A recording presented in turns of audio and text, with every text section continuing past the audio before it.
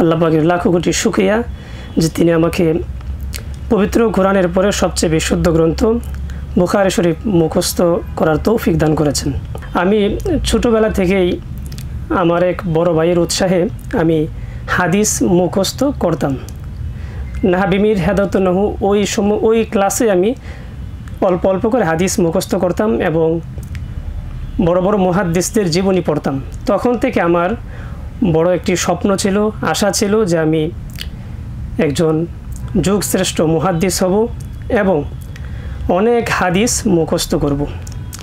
তো আল্লাহ পাকের অশেষ শুকরিয়া, আমি যে বছর বসুন্ধরা মাদ্রাসায় দাওরায়ে হাদিস পড়ি তো ওই সময় আমাদের বসুন্ধরার আমার উস্তাজ মুহতারাম আব্দুল সালাম নোমানি হাফিজাহুল্লাহ ওনার তত্ত্বাবধানে পরিচালিত একটি মাদ্রাসার খোঁজ আমি পাই।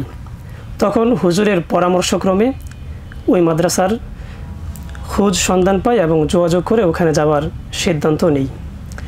আরেকটি বিশেষ কারণ ছিল আমার এই হিফজুল হাদিস পড়ার।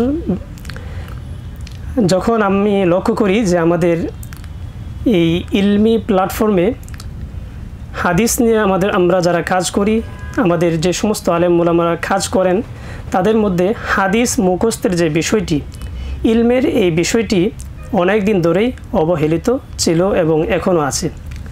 কিন্তু আমরা যদি একটু আগে লক্ষ্য করি তাহলে দেখতে পাই ইমাম বুখারী, মুসলিম এবং আহমদ ইবনে হাম্বল সহ অনেক বড় বড় ইমাম লক্ষ লক্ষ হাদিস মুখস্থ করেছেন। সেই বিষয়টি আমার অন্তরে একটু দাগ কাটে এবং তখন থেকে আমি প্রতিজ্ঞা করি আমিও সেই সোনালী কাফেলার একজন নগণ্য সদস্য হতে চাই। তখন থেকে আমার হাদিস মুখস্থের বিষয়টি অন্তরে খুব ভালোভাবে মুখস্থ করার বিষয়টি অন্তরে গেঁথে যায় এবং তখন থেকে আমি ভালোভাবে আগ্রহী হই এবং সেইখান থেকে হুজুরের মাধ্যমে আমি ওই মাদ্রাসার খোঁজ নিয়ে ওখানে যাই এবং ওখানে আল্লাহ পাকের অশেষ রহমতে আমাদের যে মুশরিফ ছিলেন মৌলানা রিয়াজ বিন আবু তহের সাহেব, ওনার তত্ত্বাবধানে ওনার নেগরানিতে আমি আলহামদুলিল্লাহ 8 মাস 7 দিনে পূর্ণ বুখারী শরীফ মুখস্থ করার একটি গৌরব অর্জন করি আলহামদুলিল্লাহ। এটি আসলে আমার মেধা বুদ্ধি কিংবা আমার কোনো এখানে বিশেষ কোনো মুখ্য ভূমিকা নেই, আসলে সবই আল্লাহ পাকের কৃপা এবং দয়া ও অনুগ্রহ ছিল। আমাদের যে রুটিন ছিল, আমরা ফজরের পরপরই আমরা সবক শোনাতাম এবং তারপর 7 সবকের পর আমরা 9টা পর্যন্ত আমরা হিফজের যে সিস্টেম 7 সবক যেটাকে বলা হয় পিছনের পড়া, ওটা আমরা পড়তাম। এরপর আমরা নাস্তা খাবার খেয়ে আমরা একটু ঘুমাতাম।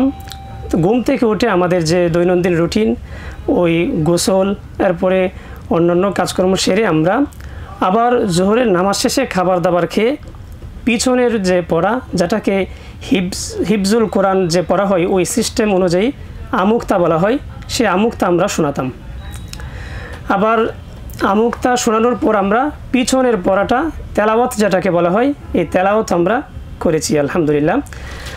তারপরে আমরা বিকেলে একটু ছুটি পেতাম, তখনও আমি পিছনের পড়া তো আমরা পড়তাম কিন্তু সামনের সবকের জন্য আমি নাজারা পড়ে নিতাম এবং অর্থগুলো মিলিয়ে নিতাম যাতে আমার সবক পড়াটা সহজ হয়।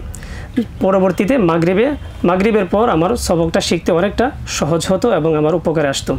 এইভাবে মাগরিব থেকে আসা এবং আসার পরও কিছুটা সময় সবকের জন্য সময় ব্যয় করতাম। তারপর আমরা 10:30 পর্যন্ত আমার এই মুখস্থের বিষয়টা চলতো এবং শেষ রাতে উঠে আমরা এই পিছনের সবকটা আবার পড়তাম এবং ফজরের পরে আমি আবার সবক দিয়ে দিতাম।